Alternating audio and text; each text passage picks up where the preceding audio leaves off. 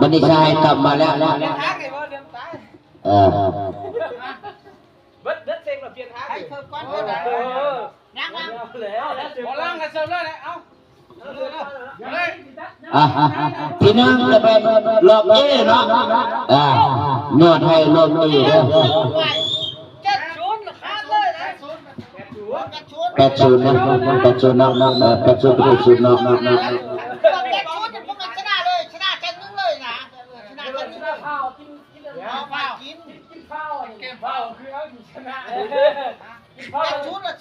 ไปกันแม่ไปกันแม่นะ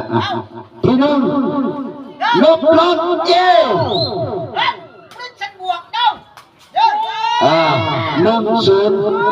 เบิ่งดีๆเลย10กองจวนน่ะกองจับอะไรล่ะจับไม้ร้อนๆกันนะเอาละกองไง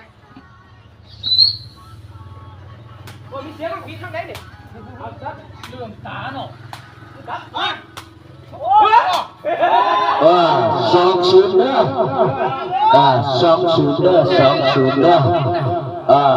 บีเซียและบีเซียกับเอแล้วนะ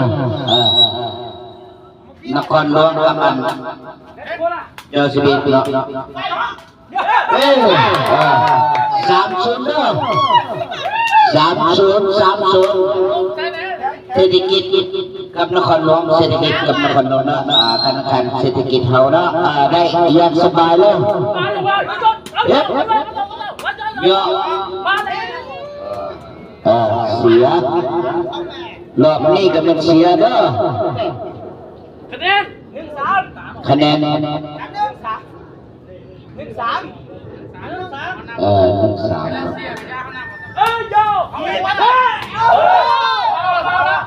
ด้วย2-3เด้ออันนี้เป็น2-3โอ้งงก็อยู่ใช้โทรศัพท์เนาะบ่เห็นตัวนี้มาตา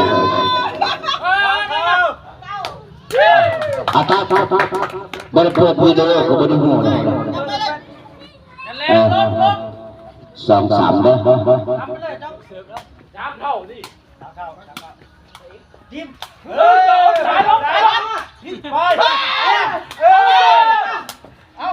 ไป4-3เด้ออันนี้ก็เป็น4-3นะเบอร์เอนี่เกณฑ์นะเอนี่บีโอ้เมื่อกี้เนี่ยหัวหน้าบีนี่ก็ได้4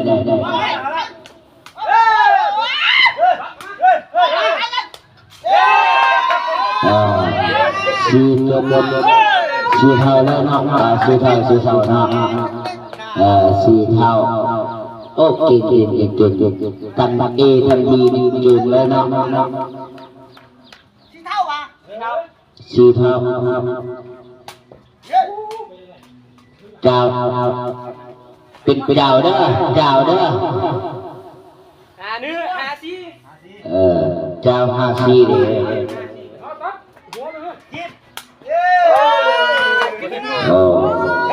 65เด้อ65เด้อเท่าแล้วไล่บ่ดีไอ้ก็บ่เข้าใจเด้อเต้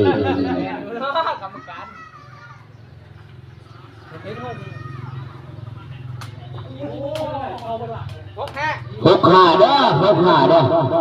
เดี๋ยวนี้ก็65นะได้65เด้อ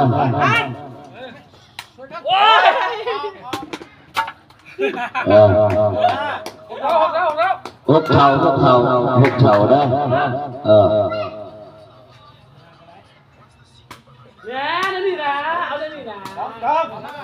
เต้นกันแน่ครับ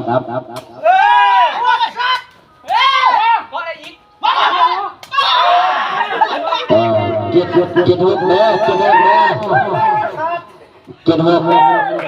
็ดหกเด้อเอได้7เด้อบีได้6เด้อ7 6เด้อ8 6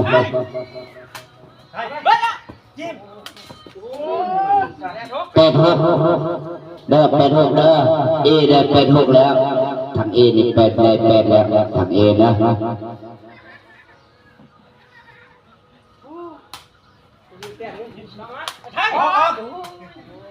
เท่าเจ็ดแปดเจ็ดแปดเจ็ดแปดเจ็ดแปดเจ็ดแปดเจ็ดแปดเจ็ดแปดนะเจ็ดแปด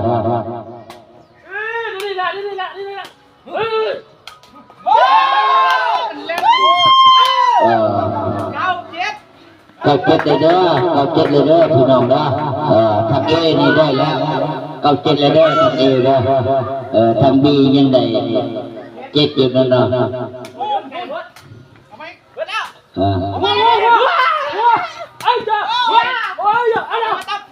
เอาแดกโอ้เป็ดเก่าเด้อเป็ดเก่าเด้อเป็ดเก่าเด้อเป็ดเก่าเด้อ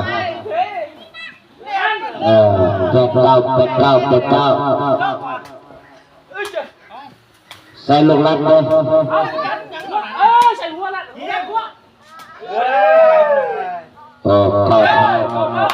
เก่าเท่าเหนียวเลยต่อใจจุกทางอันนั้นซูมเก่าเด้อซูมเก่าซูมเก่าเด้อทางรถเที่ยวรถตามเดี๋ยวเราคิดอย่างเราทางเอนี่แข็งนะทางเอทำดีแข็งมากินทางเอนี่สิเก็บตัวคืนเด้อ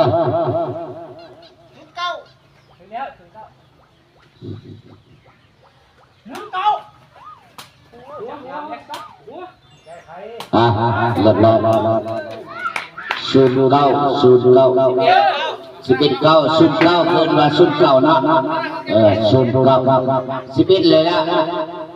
11แล้วค่ะซูมเก้าเกินมาอย่างต้มมาอย่างต้มเก้า11นะเก้า11เด้อ11นะลับ12ต่อ11เนาะ12เนี่ย12ต่อ10เนี่ยไอ้บ่าวได้ละกี่นี่โอเค11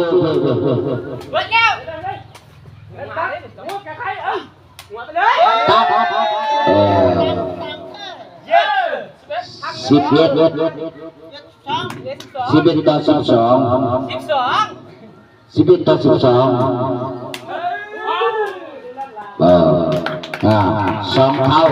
เท่าอันนี้มันสองเท่าเด้อพี่น้องเด้อวิธีการของพวกฮอกับหน่วยติดต่อผมว่า13เลยเด้อวันร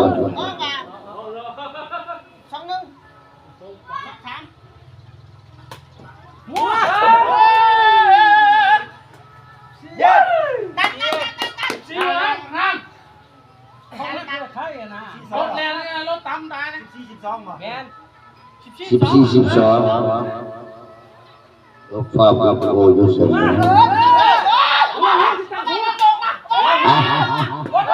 เปิดสายแสนแขนเด้อมื้อนี้กำลังเตะอยู่ในบ้านเฮาหัวหน้าคุมกันเมืองนครหลวงเฮาเนาะเตะอยู่บ้านบ้านมื้อนี้วัดศาสตร์ของพวกเฮาจะได้อยู่ดีมีแฮงเบิ่งเด้อกระต่อนี่กระต่อก็สิเฮ็ดให้กระต่อลูกลัดเพิ่นว่ากระต่อลูกลัดเด้อ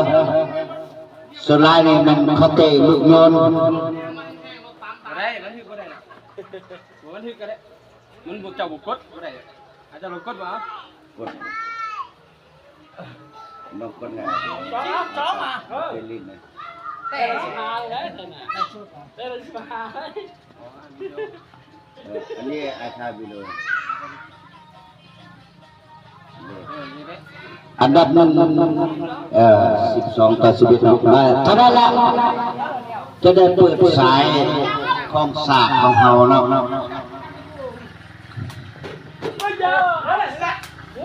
โยนไปเท่านั้นละพัก 15 ต่อ 11 15 12เนาะ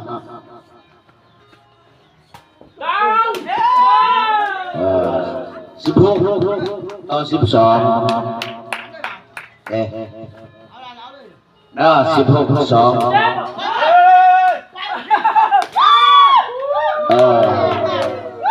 13 ต่อ 16บัดนี้เปลี่ยนมือแล้ว13 16แล้วตรง A B ได้16 A ได้14ต่อ614ต่อ6 14.6 เนาะB กับ A เด้อนครนนท์17ต่อ617ต่อ 14ประมาณนี้เด้อ A ได้แต่14เนาะ B ได้18ทาง B นี่ได้18เลยเด้อ18ต่อ 14เด้ออัดเลย15ต่อ17เด้อ15 17เด้อโอ้เก่งขาลอยเลยทำ A นี่ทำ A ทำ B นี่ว้า16ต่อ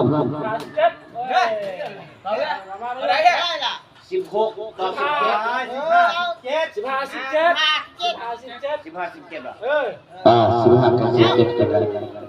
15 17นะกรรมการมันลืมหน้านะผู้เฒ่าเด้เนาะอันนี้แหละอาจารย์มหาบุญเพ็ญนี่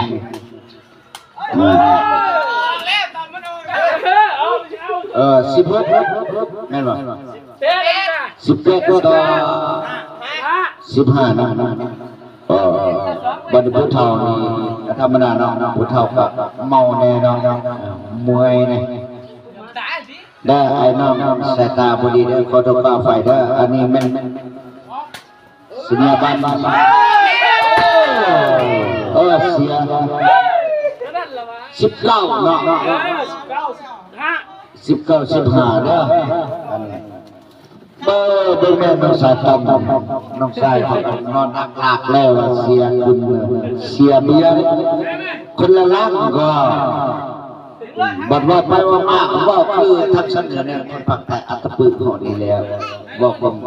ยินดีมีแฮคนเจ็บได้ผมแค่ยังมียมมือจะปีเดิมมือนี่เป็นมือวันศาสตร์ราชกรของพรรครัฐของทหารของทัพเฮานะคำนั้นว่ากันมันชนเตะต่อจุกค่อยพอได้ไปเวียนไปงานแล้วมันจุกค่อยเตะต่อเลยจากสหายบุญเพ็ญแก้วศรีหรามาในแก้วสุพิลาเนาะมาลงมือกันมันเชื่อตีต่อข้าพเจ้ากำมองสาวนะสุดยอดสิบหาเนาะสุดยอดสิบหานะ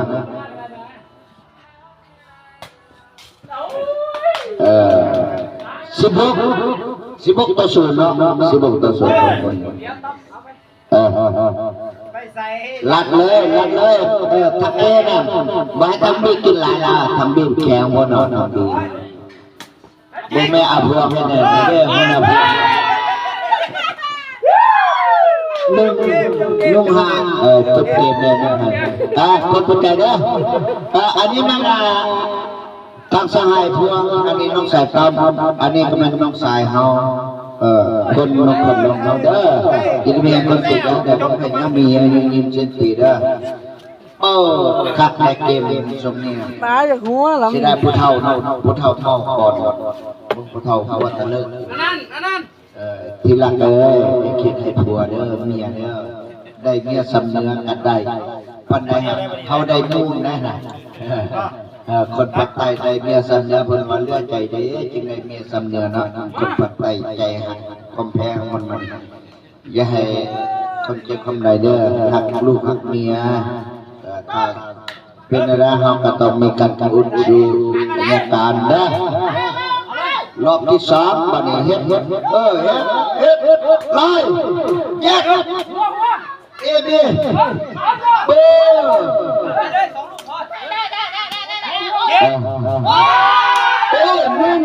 หนึ่งศูนย์ทางเอได้หนึ่งเด้อทางเอได้หนึ่งเด้อทางบีได้ศูนย์แล้วเปลี่ยนโกนศูนย์แล้วไล่เอาวะสองศูนย์ได้โอ้ทางเอมันเปลี่ยนทีมกันได้แล้วทางเอดูโอ้เก่งแล้วทางเอเลยไปไหนทางเอได้แล้ว2-0นะมาบ่ได้ละตายแล้ว2 3 4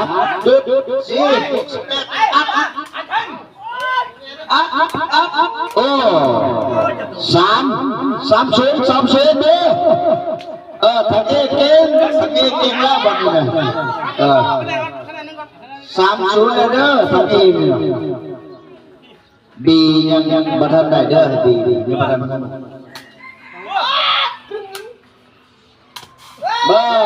4-0เด้อเอได้ทาง4-0เนี่ยอันนี้ทางเอเด้ออันนี้ทางเอเลยอาจารย์ปั๊มอาจารย์บัดอาจารย์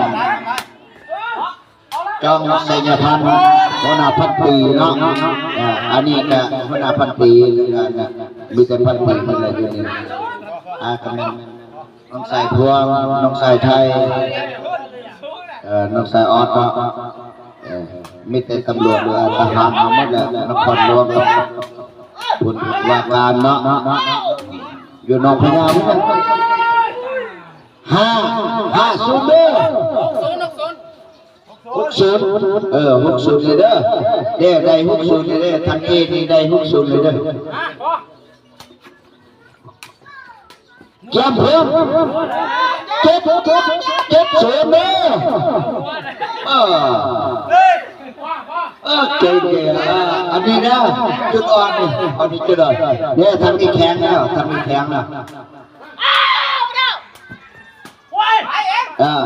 มัด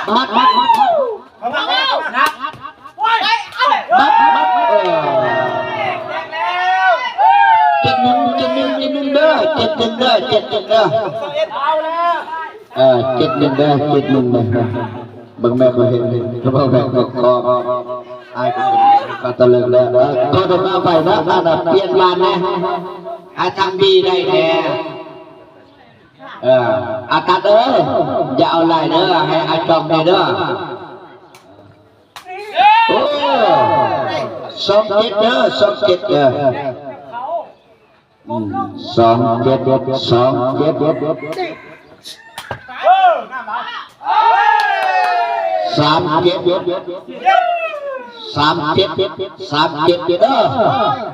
หัวหน้ากรรมการ3-7ได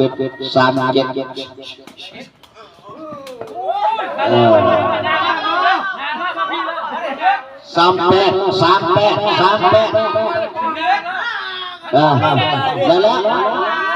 ทำนี้เด้อได้เด้อทำนี้บ้าทำนี้บ้าบริพัตรทำนี้ได้แล้ว38ลูกที่แปดท่านไหนมาพี่นัทก็ได้แล้ว38เด้อจะมาที่กระเซิร์ไม่หวาวบ่ได้แล้วมันเห็นการบัวก็ด้วยนะธรรมดาต้องมือสุดท้ายไอ้บุ้งเลยนะข้าพเจ้ากรรมการวันที่นั้น38เด้อ37ก็37ซะกันลอยเ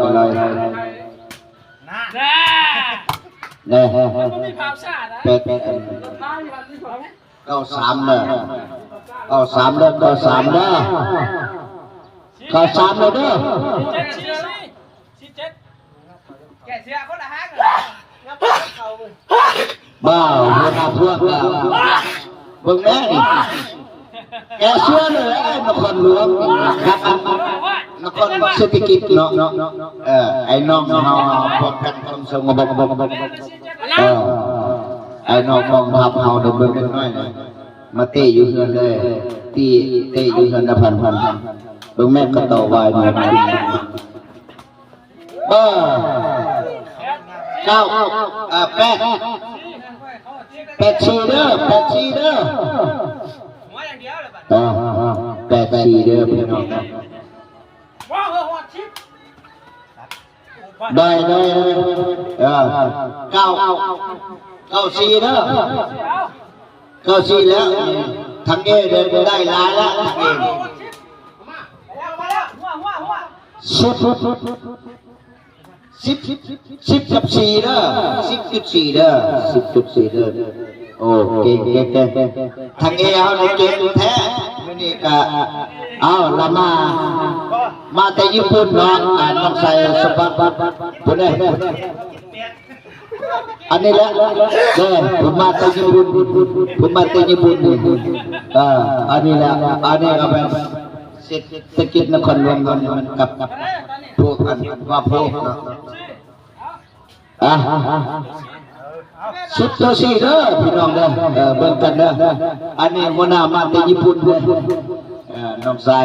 สมบัติมาแต่ญี่ปุ่นพุ่น11-4เด้อตายแล้วมันแลกซากเลยเด้อเก่งแล้วหัวหน้ามาแต่ญี่ปุ่นเด้อหัวหน้ามาแต่ญี่ปุ่นเด้ออาจารย์บุญเพ็งอันผู้กระทรวงคอมเมนต์ข้าพเจ้าเนาะ12เลยนี่ได้12ข้าพเจ้าลงมามื้อนี้ก็มันได้มาพักงาน13เลยว่า5 ต่อ 12 12 โอ้เป็นลำบ่แม่นเตะแยกเอนี่14ยอดหกแล้ว6แล้วมาดิยายมาบ้านโอเค 7 ต่อ 14เนาะ7 ต่อ 14โอ้ไล่กันแล้วบัดนี้นะเอกับบีนะ7 ต่อ 12 74มันจะใช่74เนาะ12 7 ต่อ 12